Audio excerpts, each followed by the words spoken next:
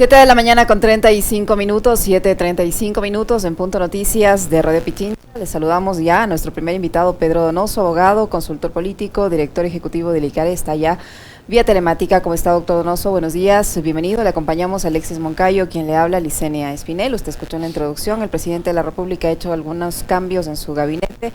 El tiempo les ha dado la razón a quienes desde el primer momento decían que la institucionalidad se había visto afectada en el gobierno de Lenín Moreno, al punto que el propio presidente Lasso ha tenido que volver a retomar la división del Ministerio de Gobierno y del Ministerio del Interior.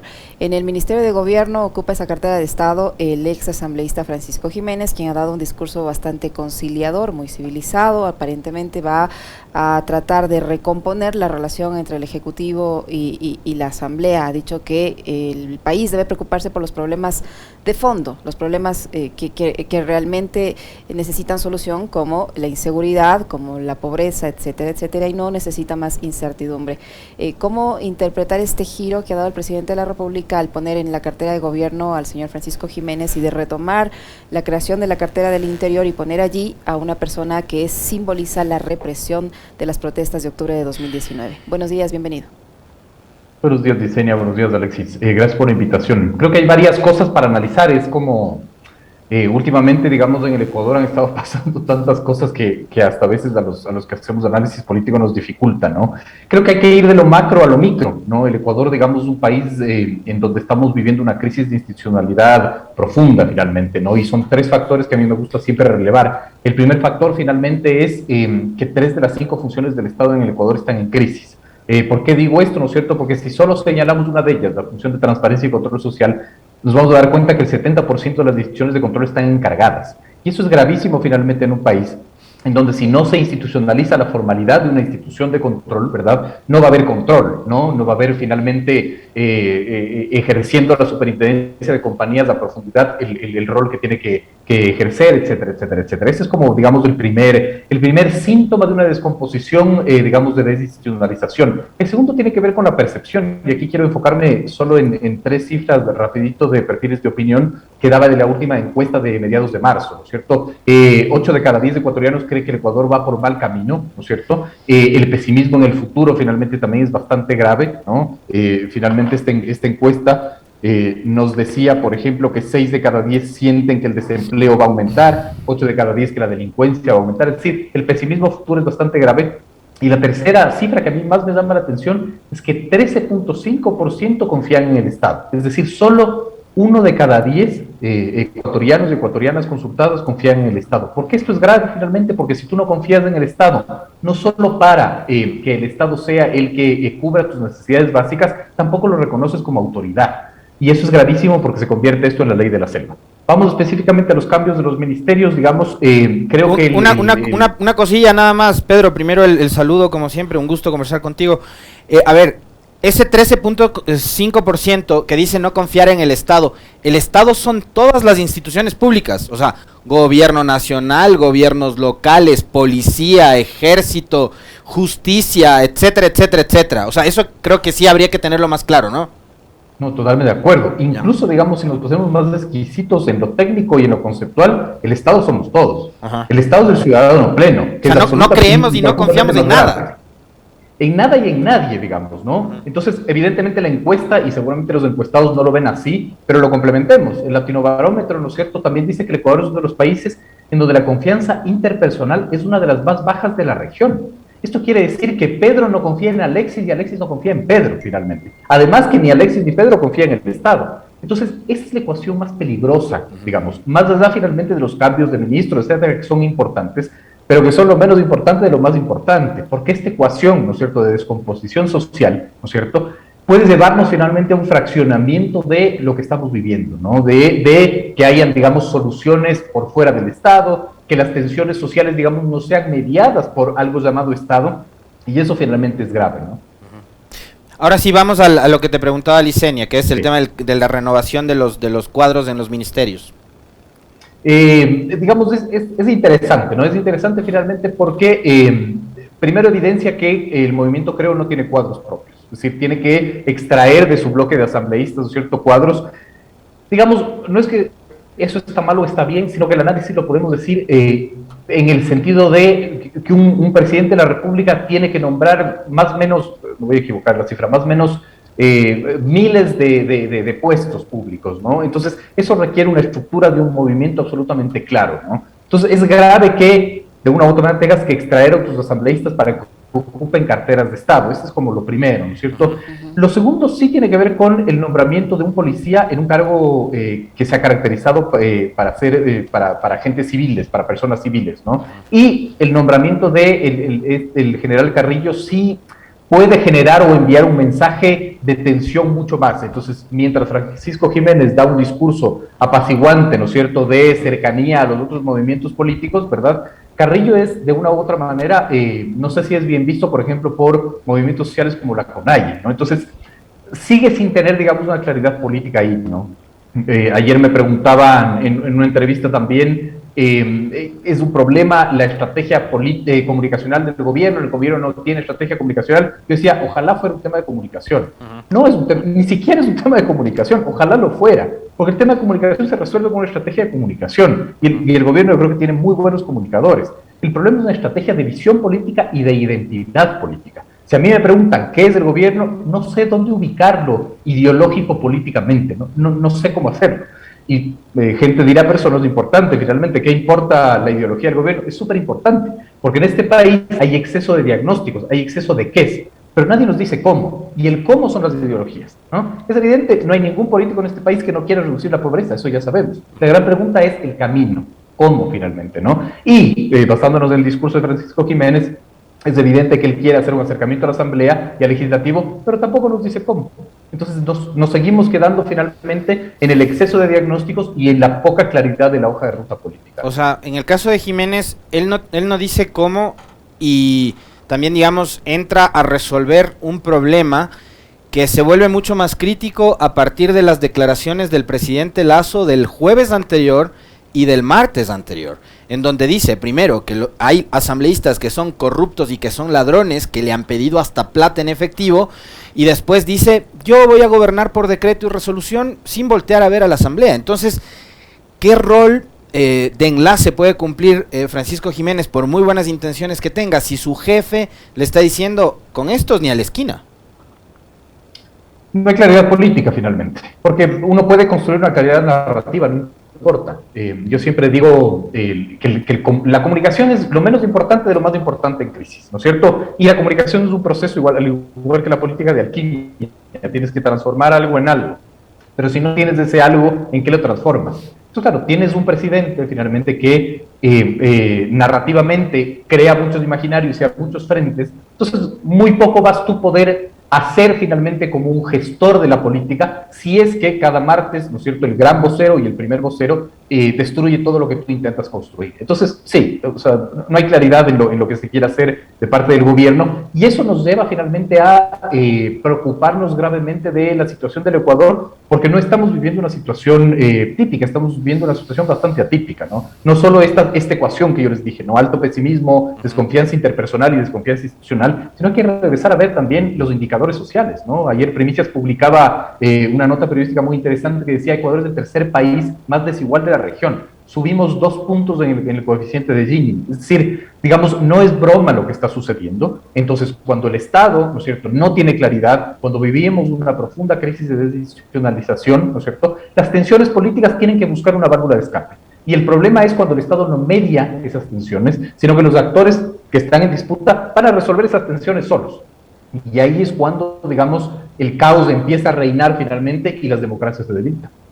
Ahora, doctor Donoso, el presidente de la República ha dicho que con estos cambios se fortalece su gobierno y se fortalece sobre todo el tema de la seguridad. ¿Usted cree que con estos cambios se puede fortalecer a un gobierno que se niega de cierta manera a encontrarse con el resto de sectores políticos? ¿Se va o no se va a fortalecer con la colocación del señor Jiménez en el Ministerio de Gobierno y del señor Carrillo en el Ministerio del Interior?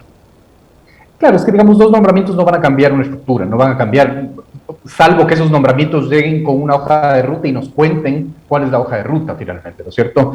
Por ejemplo, el tema de la inseguridad de seguridad es un tema muy, muy complejo, es un tema, digamos, de estructura social, ¿no? No se resuelve poniendo 500 policías en las calles, ojalá se resolviera así, ¿no es cierto? El problema es que tampoco nos están explicando cuál es la política pública en el ámbito de lo social que busca resolver, ¿no es cierto?, las inequidades sociales, ¿no es cierto?, la pobreza, el desempleo.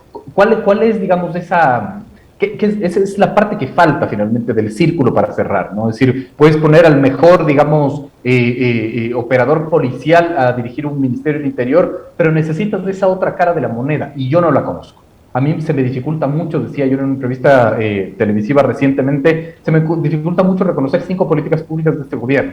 No las reconozco finalmente, ¿no? Y claro, los indicadores están ahí, no es una opinión del analista, los indicadores están ahí finalmente, ¿no? 8% de niños fuera del sistema educativo, es decir, pobreza, ya lo decía Primicias, como les dije, pero pobreza, aquí tengo las cifras, pobreza multidimensional 39.2 a diciembre del 21, pobreza regular 27.7 a diciembre del 21, es decir, digamos, el tejido social está roto en el Ecuador y producto de que esté roto en el Ecuador estamos viendo estos indicadores de inseguridad finalmente, ¿no? Pero el gobierno no nos dice, ok, para el orden y la seguridad voy a hacer esto, pero para restablecer un poco las relaciones sociales del tejido social voy a hacer esto otro.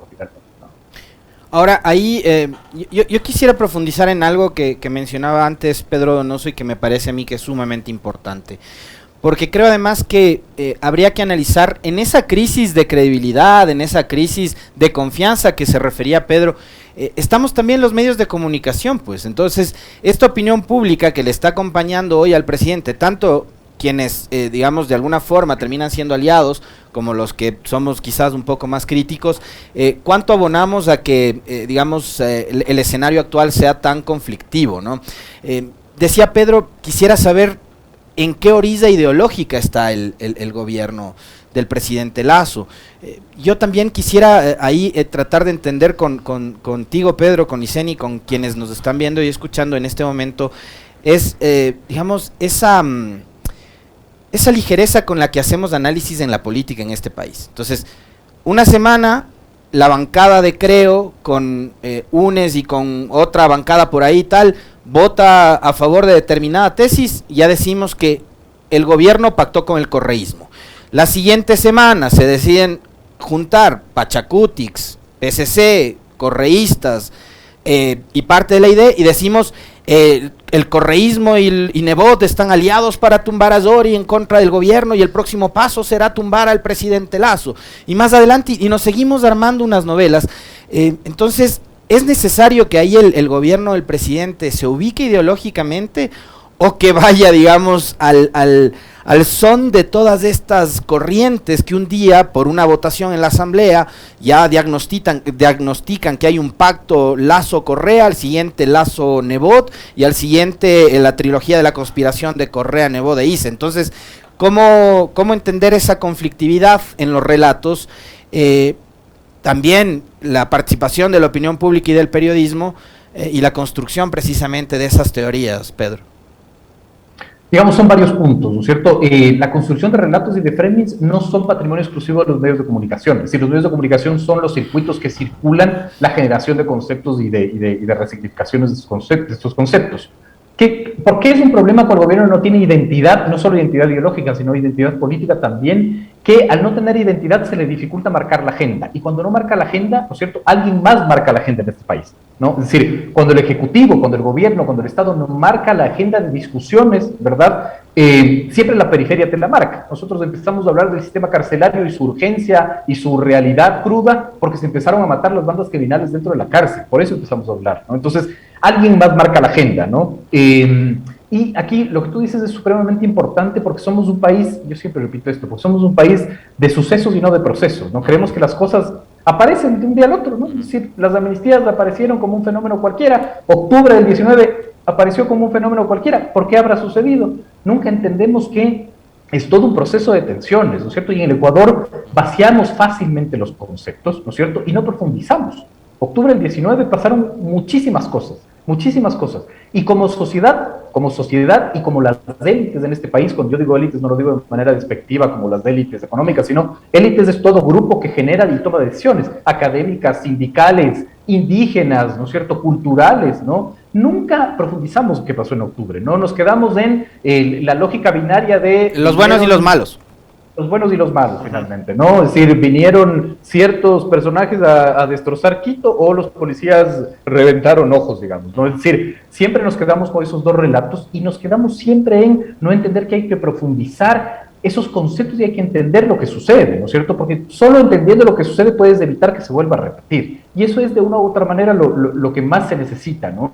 Y esto nos arroja a seguir creyendo que en el Ecuador el clivaje es correísmo-anticorreísmo y eso es una verdadera tragedia para el país, porque el clivaje no es correísmo-anticorreísmo. El clivaje en este país sigue siendo, por ejemplo, Sierra Costa. El clivaje cuando el Estado no media las relaciones y no administra las tensiones sociales sigue siendo industria pesquera versus ambientalistas, exportadores versus importadores. Ese es el verdadero clivaje de las tensiones sociales de este país. Correísmo anticorreísmo no, correísmo anticorreísmo es el clivaje de las revistas de farándula finalmente, ¿no? Eso no tiene ningún sentido que sigamos profundizando aquello, ¿no? Pero mientras el Estado renuncie finalmente a administrar esas tensiones, ¿no es cierto? La tensión social se va a extrapolar a las calles y el gobierno va a tener que enfrentar días durísimos finalmente de tener que resistir a, digamos, a que la oposición sean desde la periferia o movimientos sociales que quién sabe con qué intención, ¿no?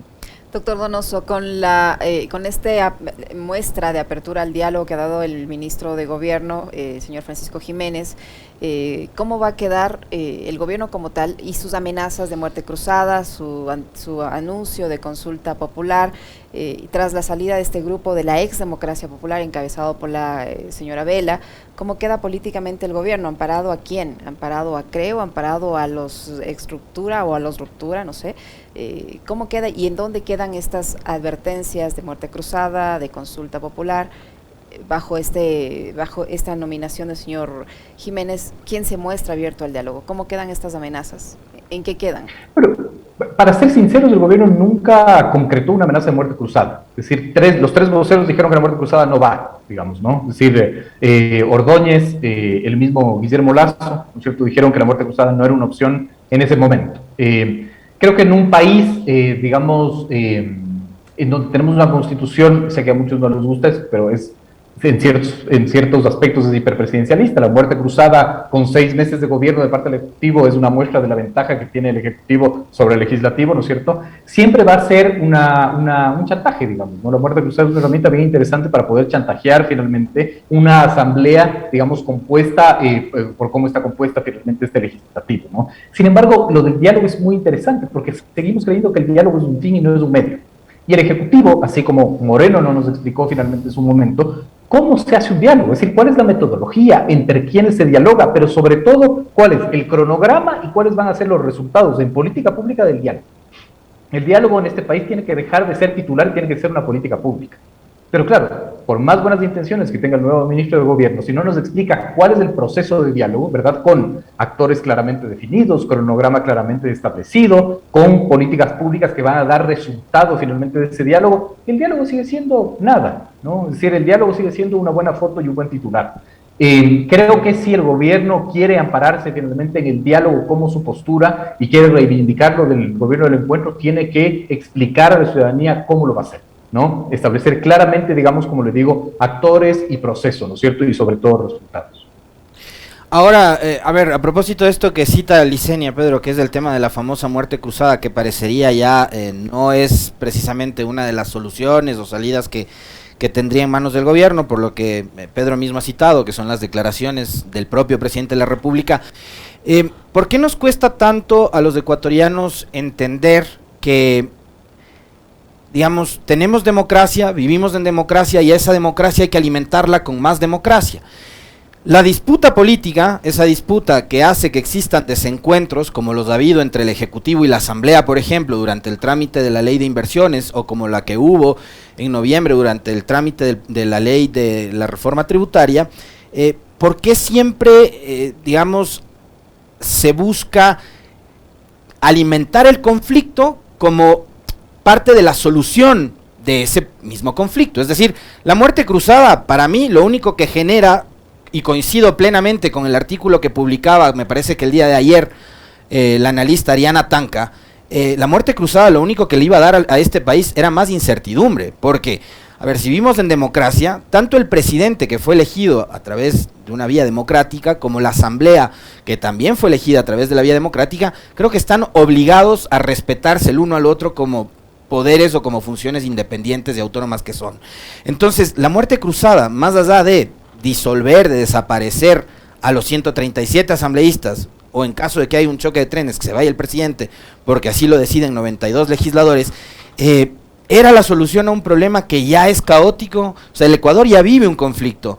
La muerte cruzada es otro conflicto más grave, que yo sí coincido con la señora Tanca, que aumentaría la incertidumbre. ¿Qué opinión tiene con respecto a esto, Pedro?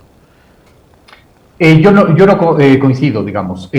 ¿Por qué finalmente, la muerte cruzada no es más conflicto? La muerte cruzada es una válvula de escape, ¿no? Es decir, ¿por qué se ideó la muerte cruzada como concepto, ¿no es cierto?, para que 80 congresistas declárenlo como presidente y lo saquen del poder, ¿no? Es decir, digamos, para que se violente y se pisotee el ordenamiento jurídico, ¿no? Es decir, se institucionalizó la práctica ecuatoriana de sacar presidentes por parte de la Asamblea y, de una u otra manera, de cerrar congresos por parte del Ejecutivo. Entonces, yo creo que, la muerte cruzada es una válvula de escape interesante, que finalmente lo que hace es decir, ok, las tensiones y el conflicto lo resolvemos constitucionalmente y democráticamente.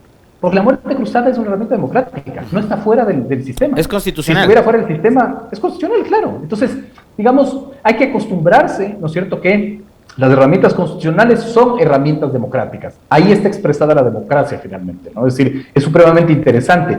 Hay una frase que dice, las constituciones, ¿no es cierto?, las leyes se crean los hombres en época de guerra para no matarse en época de paz finalmente, ¿no? Más bien al revés. Las constituciones se crean en época de paz para no matarse en época de guerra. Es exactamente eso lo que se requiere, ¿no? Entonces, yo creo que más bien la muerte cruzada es una forma de bajar las tensiones que existen ahora. Es decir, ¿qué peor tensión que la que estamos viendo ahora? Pero Pedro, ¿no? ahí digo, no sé. Ir a muerte cruzada no ponía en evidencia la falta de eficacia del gobierno al momento precisamente de encontrarse con los distintos. Es decir, yo además creo y Lazo con sus aliados se provocaron esta crisis de gobernabilidad. Es decir, creo apoyó las reformas al Código de la Democracia que provocaron finalmente esta suerte de atomización. Eso que nos decían los expertos, los que promovieron esta reforma, que iba a alimentar la democracia, que íbamos a tener mayor participación, que las minorías iban a tener mayor representatividad. Pero cuando vienen esas minorías, y con esas minorías empiezan a armar mayorías móviles que te piden a cambio hospitales, gobernaciones, tenencias, plata, según el propio presidente, ya se vuelve más conflictivo. Entonces yo sí le entiendo al presidente desde ese punto de vista. Qué complicado sentarte a negociar, ¿ya? Con mercachifles de la política que usan a la filibustería como su forma de operar, que están siempre pidiéndome algo a cambio, cuando en el fondo lo que deben hacer es legislar o tratar de dar gobernabilidad en beneficio del país. Pero si yo no logro convencerles por otra vía que no sea el intercambio de votos por algo más, quiere decir que tampoco estoy haciendo bien la política. No necesariamente. Quiere decir que no tienes un margen de maniobra. Tú lo has dicho perfectamente. Es decir, si yo tengo legislador, ¿no es cierto?, que solo me pide hospitales, que no tiene una agenda programática, en donde no coincidimos en absolutamente nada, no es falta de operación mía. Eso quiere decir, digamos, que hay unos intereses políticos más allá de la herramienta, más allá de las leyes, más allá de la práctica. Por lo tanto, una muerte cruzada es exactamente eso. Es el botón que le libera al Ejecutivo y un chantaje constante de legislativos. No lo veo de otra manera. Y, digamos, a mí más miedo me da la incertidumbre que me provoca, ¿no es cierto?, un legislativo sin hoja de ruta. Yo no sé cómo opera el legislativo. Si tú me preguntas, no tengo idea cuál va a ser. O creo que nadie en este país. Pasado mañana. Claro, o sea, no tengo ni idea finalmente, ¿no? Entonces se me dificulta cómo leer. Entonces, claro, si eso es lo que sucede para mí, la muerte cruzada es un escenario bastante real. Yo creo que va a ser un escenario incluso en el corto plazo. Yo creo que es una muy buena salida incluso para el Ejecutivo. Y es evidente, no resuelve nada, claro, no resuelve nada estructuralmente, eso ya lo sabemos finalmente. Pero es el primer paso para empezar a resolver algo estructuralmente. Y evidentemente el gobierno, si opta por la muerte cruzada como escenario, no puede partir a la muerte cruzada sin empezar a alimentar su capital político, como ya lo hizo, ¿no es cierto?, a partir de mayo del 2021. Es decir, eso hay que reconocerlo. Es decir, llegó el gobierno con una gran expectativa e incluso bajó los índices de pesimismo, que para mí son índices fundamentales de medición, de 40 puntos, ¿no? Recordemos, en abril del 2021, 9 de cada 10 ecuatorianos estaban pesimistas del presente, 9 de cada 10, de acuerdo a ese datos. En agosto, 4 de cada 10. Es decir, el gobierno tuvo, digamos, una gestión interesante para reducir finalmente ese pesimismo. Yo creo que eso lo puede hacer en el plazo más o menos de 6 meses que otorga, ¿no es cierto?, la ley, la norma para convocar a elecciones, para que se realicen las elecciones. Doctor Donoso, y en esta coyuntura del Ejecutivo, ¿cómo queda la Asamblea Nacional tomando en cuenta que tiene una presidenta, la señora Guadalupe Llori, cuyo cargo pende de un hilo? Hemos visto cómo en estos últimos días la crisis en la Asamblea Nacional se ha incrementado.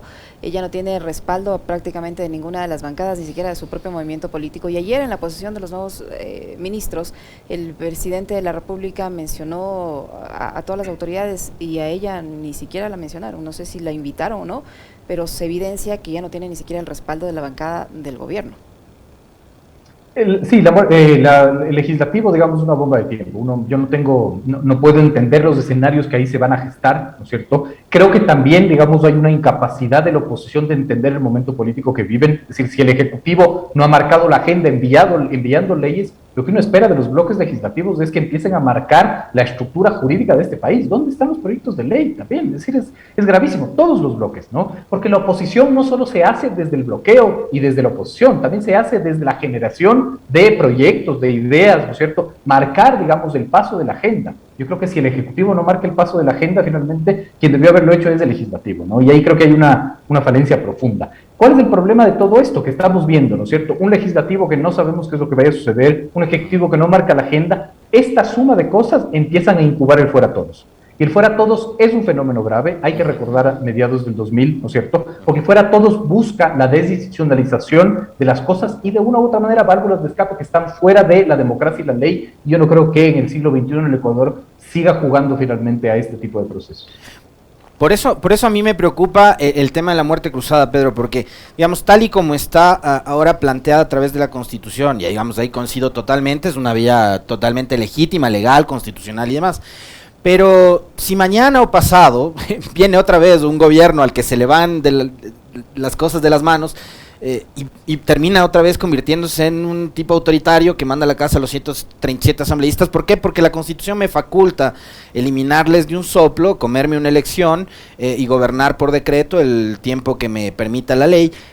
¿Por qué? Porque sí, porque ustedes me incomodan, porque me son incómodos. Y digamos, finalmente no terminamos entendiendo cuál es el rol de la oposición en democracia. Y eso también sumado al hecho que yo quiero ir nuevamente al origen de esta entrevista, que me parece muy interesante lo que citaba Pedro, y es el hecho de la bajísima, del bajísimo nivel de confianza y de credibilidad que tienen todas las instituciones del Estado. Entonces, hoy por hoy ves gente en las redes sociales que dicen: tenemos una asamblea con el 15% de credibilidad o de calificación positiva, tienen que irse a la casa. Entonces, pero fijémonos la aceptación que tiene el alcalde de Quito. Y veamos, a partir de los niveles de inseguridad, los niveles de confianza de la gente en la policía. Entonces cerremos todas las instituciones y ya, pues que esto se convierta en una anarquía total. Es que eso es lo grave. Digamos, yo creo que no estamos, digamos, midiendo la gravedad finalmente, que es que el ciudadano no confía en el ciudadano y que el ciudadano no confía en el Estado.